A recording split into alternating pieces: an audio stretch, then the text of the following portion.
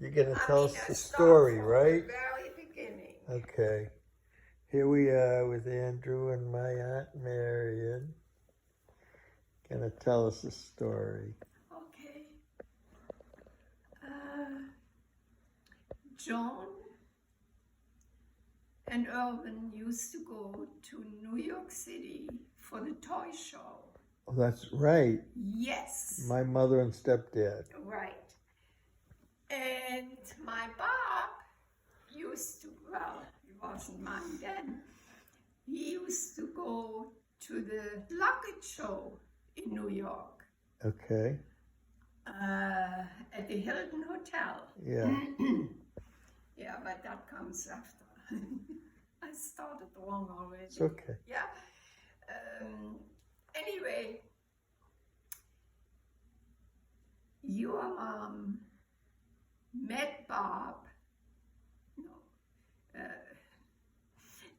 That couple that your mom and Erwin were friendly with were the manufacturers of the toys and children's furniture Right. that they went to the show for. Yeah. Your mom and Erwin. Right. You understand? Yes. At the show. And so they met the couple that manufactured it. They knew each other before. They came even to the beach house in Salisbury, and they met Bob there, and they said, "Oh, he's such a nice guy. How come he's not married?" You know? How old was Bob then? In his 40s? Well, he was in his late 30s? Late 30s. Early 40s? Late 30s, not early 40s. Yeah. He was in his late 30s. So when they met at the Hilton again, they said to your mom, to Joan, "Joan, is your brother still single?" And she says, "Yes, he still is." She says, "Well, I think I have somebody that he would fall in love with." Oh, really? Yes. Yeah. And it was a German friend who was the wife of the manufacturer. And she was one of my friends. Okay. Remember Tante Bärbel from Boston? They were roommates, those two. Okay. So, and the shows were going on for a couple of days. So Brigitte, the girlfriend of my the best girlfriend, said, I have a picture. I'm gonna get a picture of Marion and I'm gonna bring it to you tomorrow. Yeah. So Joan got the picture. Of you. We still have it somewhere here. Just a little picture. I'm holding a little puppy. Yeah. And my friend wrote my name and my address and everything in the back. And what were you doing for work at that time? I was taking care of Michael. I was just finished with a Broadway show. Yeah. And you were working on Broadway. Oh yes, Yeah. I was working on Broadway. Yeah. Yes, for the whole time I was there. But at that time, I was with Michael because he was one of the top children's models in New York. So Yeah. I had to take care of him, take him from one place to another and everything. But they gave him the picture and he had to go to Israel the next morning, or what do I know? Yeah. You had a trip planned. I forget. Yeah, he had right after the shows. You know, they went. Yeah. He had combined a trip to Israel. Yeah. So anyway, he got a picture, Yeah. and he called me, and he said, "Can you meet me at the Hilton Hotel? Blah blah blah. This hour or so." What, like the next day Yeah, before he left for Israel? before he left with. Right away he called you. Right away. So I got dressed and I went to the Hilton, and Mikey was about 4 years old. Inge and Heiko and 3 French poodles came to my apartment to babysit Michael. Yeah. And I mean, this was my first date ever after I divorced. You know, he was my first date. Yeah. I didn't know that. Oh yeah, Bob was my first date after we married. I mean, after we divorced. After you divorced your husband. Yeah, I just lived with my little boy. So,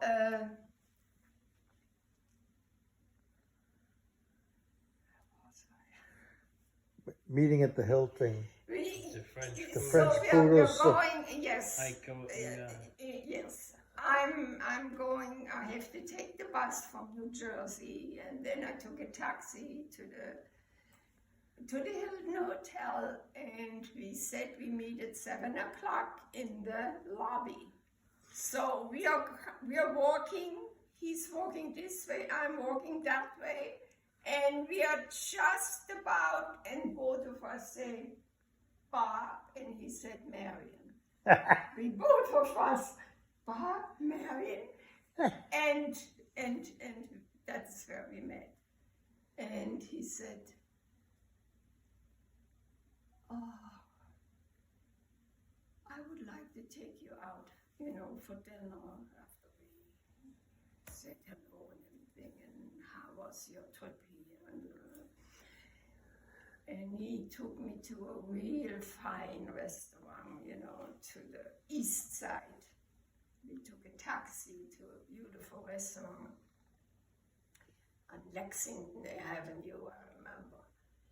And we had dinner. And afterwards, he said, "Okay, I'm going to take you home." I said, "No, you can't take me home, because you would have to take a bus back, you know.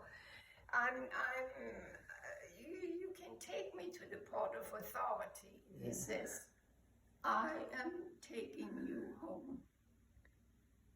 So we took the bus to the Port of Authority, and then we had to I lived in New Jersey, you know. So we had to take another bus to the Lincoln Tunnel. And he insisted he has to take me back home. Now that was March 30 or 31st. It was. He left the 1st of April to go to Israel.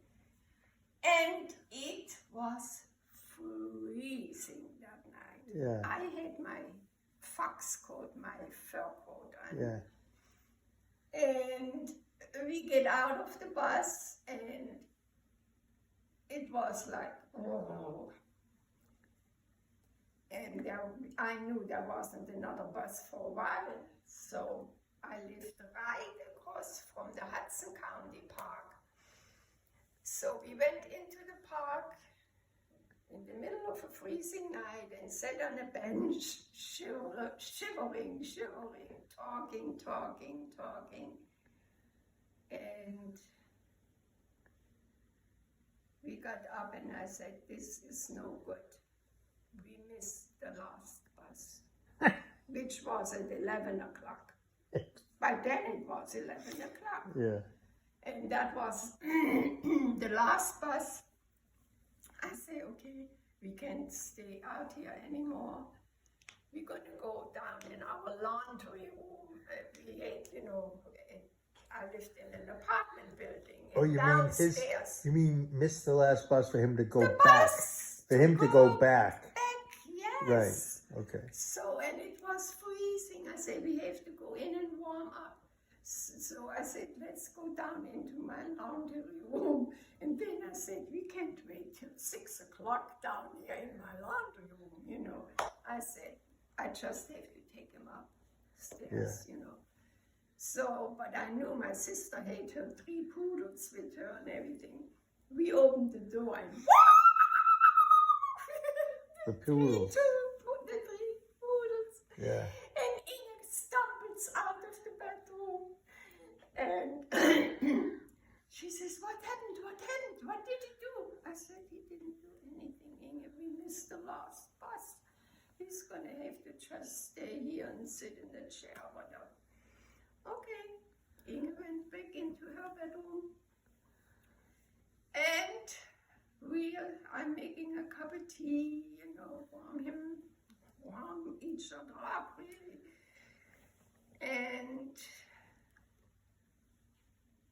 after a while, I said, if you want to, please lay on the couch and you can stay here till 6 o'clock in the morning. He had to get up to get the first bus to go to the Hilton, get his suitcase and go to the airport. To fly to Israel. From New York. So we're staying there, talking. Of course, then I'm laying down with him. Both of us laying on the couch, fully dressed, just holding hands. And I think, he did kiss me, but there it was absolutely, you know, just very romantic, but nothing happening. And we keep checking the time and everything. So, of course, he had to get up. Like I said, fully dressed anyway. I made him a cup of tea, I think, again. And he went down, I lived on the 3rd floor, went down, and I went to the big window there and looking out, and he's walking slowly, and then the bus came, and goodbye. And that was the first thing I heard from him. You got this exact card he sent to you? Yes. Oh, no kidding. Oh, wow, from Israel. Take the other side too from Israel. Can you see it all? I can. I'll read it to you now. Okay. All right. Airmail. I like the. I mean, I like the lines around the airmail. That's a real love story. Go ahead, read us the card. So he left supposedly for 3 weeks. He sends me this card. It says,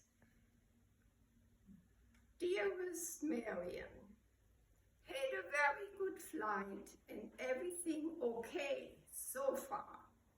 Each day, even though my thoughts are far away from the States, suddenly I see your face in my mind, and I wish I would be there instead of here. Oh my God. Israel is a land of strange contrast.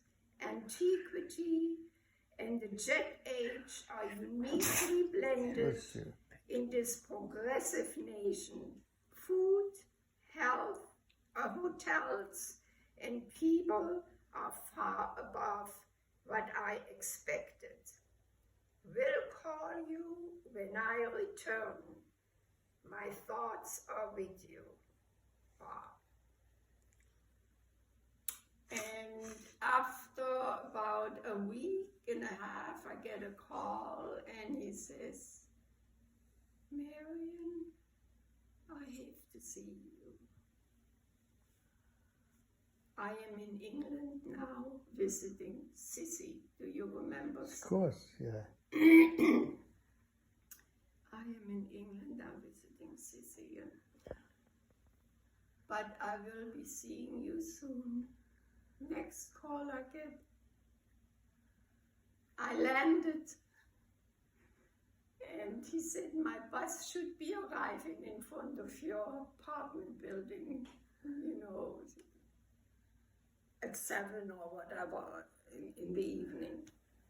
And I looked down and I looked down. The bus is coming. There he is with this huge suitcase. He came back over a week before his return plan, you know. Yeah. He said he just couldn't stay any longer. Yeah. He wanted to see him. Yeah. And that's the story. Yeah.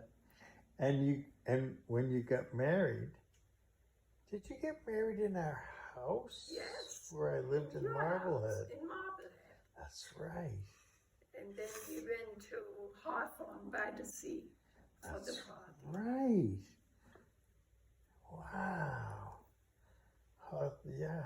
Yeah. And everything just, it was like a whirlwind, you know. Everything happened so fast. How long between when he come back from Israel till he proposed to you? I think the second time I we always went to the beach house, you know. And I remember, we were upstairs in one of the bedrooms, just laying on top of everything, you know. We went there for the afternoon or something. And it was only the second time I went to Massachusetts, because he always had me come then every weekend. Either he would come to New Jersey, but most of the time I would go there. And what did that go on for 5 months? The second time he said, would you like to marry me? Did you date for many months before that occurred, before he proposed to you? No. It wasn't even a couple of months? Well, it took quite a while because I was still legally married. Okay. And we wanted to marry right away. He wanted to marry right away. But we had to postpone the wedding, I think, a couple of times. First we said, okay, June, then in August, then, you know, and we finally got married September 27th. Yeah. That's when my divorce was final. Right. I had to wait for it. It was postponed constantly. Yeah. And I remember we were very upset about that. But that's a wonderful story. And then along came your older brother, and then came you. That's right. And he was so sweet to Michael. When Michael was, you know, little, he was only, well, he turned 5, and then he started first grade in Salem, New Hampshire. Yeah. It was a beautiful time. But every weekend, either one of us would fly back and forth from New Jersey to Logan Airport. Right. Thank you for telling that story. Yeah, you turn it off now. Okay. And